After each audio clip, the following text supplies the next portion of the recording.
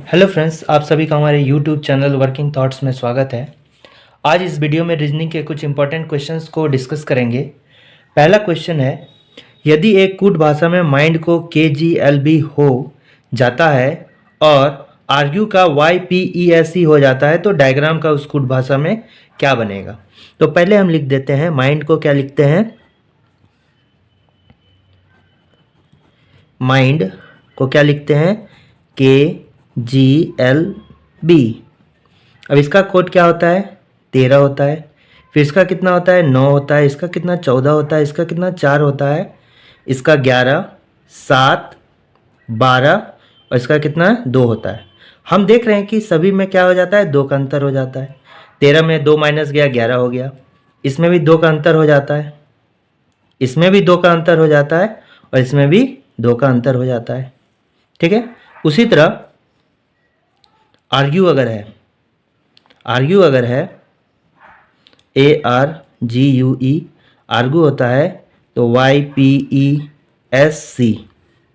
हो गया। तो इसमें भी 2 का अंतर कर देंगे, 2 घटा देंगे तो Y आ जाएगा।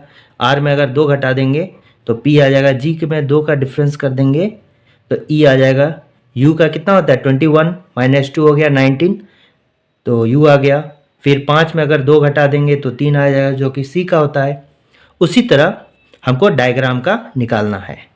तो डायग्राम का देखते हैं, DIAGRAM। तो डायग्राम का इसका D का कितना होता है, 4 हो गया। I का 9 हो गया। A का कितना, 1 हो गया। G का कितना, 7 हो गया। फिर R का कितना हो गया, 18। A का 1, M का कितना हो गया, 13। अब 2 सब में माइनस करना है। इसमें अगर 2 माइनस कर दिए कितना हो गया, 2 हो गया। इसमें अगर माइनस कर दिए तो 7 हो गया।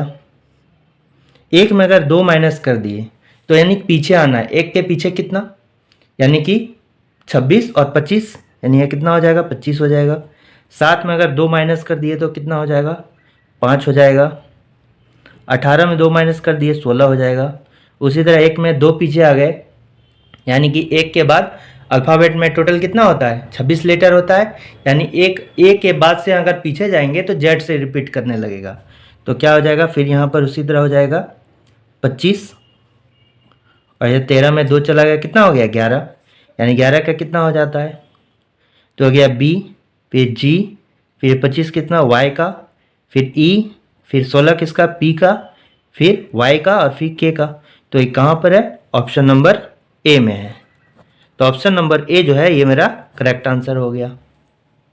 सेकेंड क्वेश्चन दिया गया है, संख्या 7, 5, 2, 4, 6, 9, 3 में ऐसे कितने अंक हैं जो संख्या में आरंभ से उतने ही दूर में है जितना कि अंकों को आरोही क्रम में व्यवस्थित करने पर रहते हैं। तो अगर हम 7, 5, 2, 4, 6, 9, 3 हम लिख दें और ये कहता है आरोही क्रम में, मतलब होता है बढ़ते हुए क्रम में, इसको सजा दें। जैसे कि अगर हम कर दें 2, फिर कितना हो गया 3, तो फिर कितना हो गया 4, 5, फिर कितना हो गया 6, 7 और 9।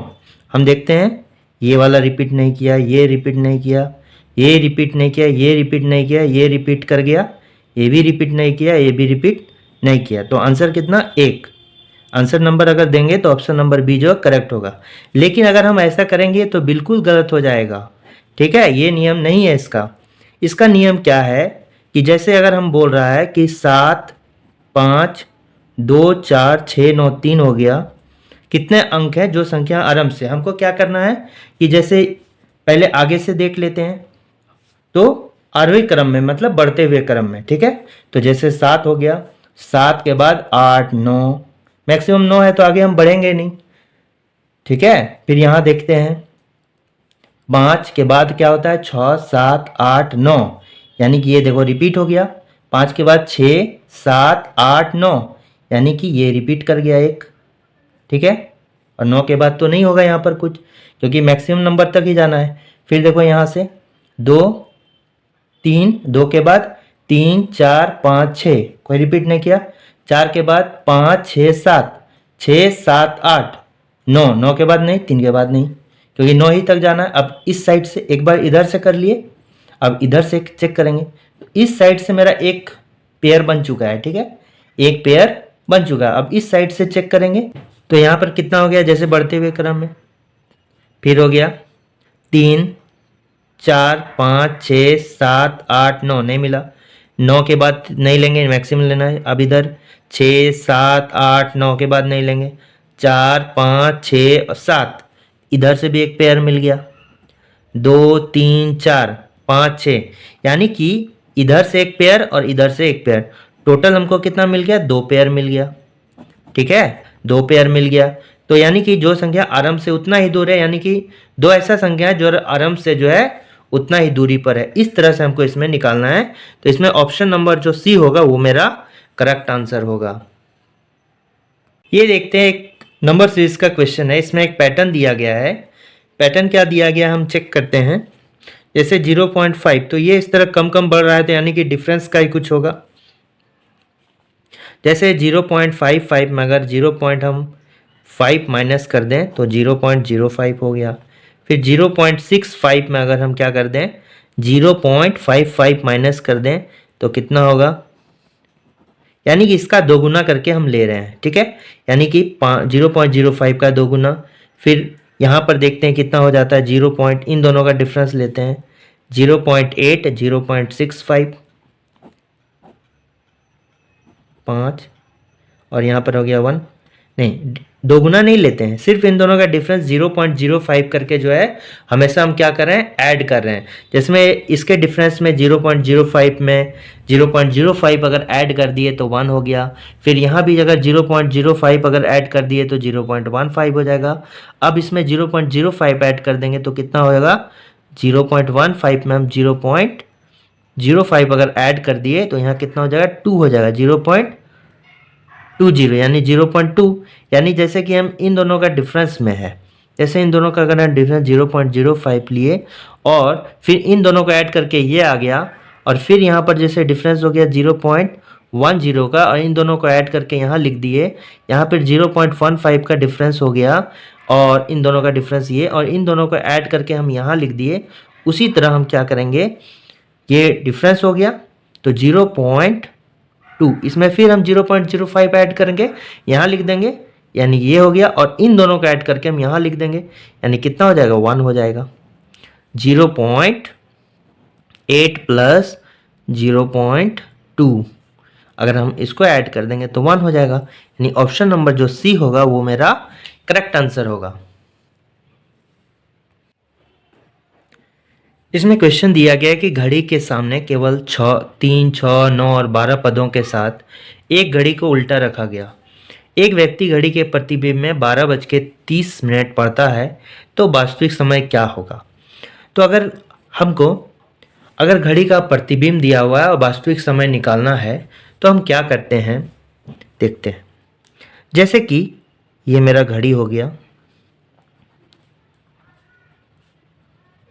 ये मेरा घड़ी हो गया, और इसमें हम देखते हैं कि जब हमको अगर हमको 11 से 1 के बीच बोले, जब भी मेरा प्रतिबिंब में 11 से लिख के 1 तक का समय दिया है तो हम क्या करेंगे, इसमें जैसे 12 हो गया तो 12 को 12 बजे को हम क्या लिख सकते हैं, 12 बजे को हम क्या लिख सकते हैं, 11:60। ठीक है, 11:60। तो इसमें हम 11 से 1 को अगर छोड़ दें तो बाद बाकी कोई भी अगर समय दिया रहे, अगर हम 11 से 1 को छोड़ दें और बाद बाकी अगर मेरा कोई भी समय दिया रहे तो हम क्या करेंगे, उसको 11:60 में माइनस करेंगे। ठीक है, जैसे 12:30 दिया हुआ है यहाँ पर, तो यहाँ हम माइनस नहीं कर सकते हैं 11:60 में, तो इसके लिए 12:30 जो समय हो गया 11 से 1 के बीच में आ गया।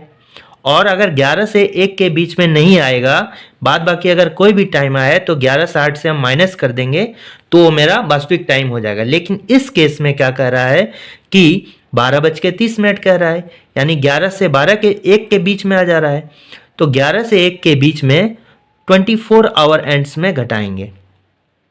तो 24 आवर को हम क्या लिख सकते हैं, 23:60। 60 चुके मिनट 1 घंटा का होता है, इसलिए 23 + 1 24 ही होता है। 24 को हम क्या लिखेंगे, 23 11:60। तो 23:60 में हम माइनस करेंगे, यानी कि 11 से 1 के बीच में कोई भी हम अगर रहेगा तो हम 23:60 में माइनस करेंगे, और अगर 11 से 1 के बीच छोड़कर अगर बाद बाकी कुछ भी होगा तो 11:60 में माइनस करेंगे। तो इस केस में मेरा क्या है कि 12:30 है, यानी 11 से 1 के बीच में है, तो हम क्या करेंगे, इसमें से माइनस करेंगे, यानी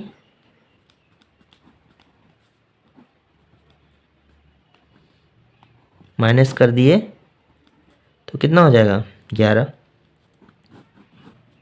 यानी 11:30 जो होगा मेरा वास्तविक समय हो जाएगा।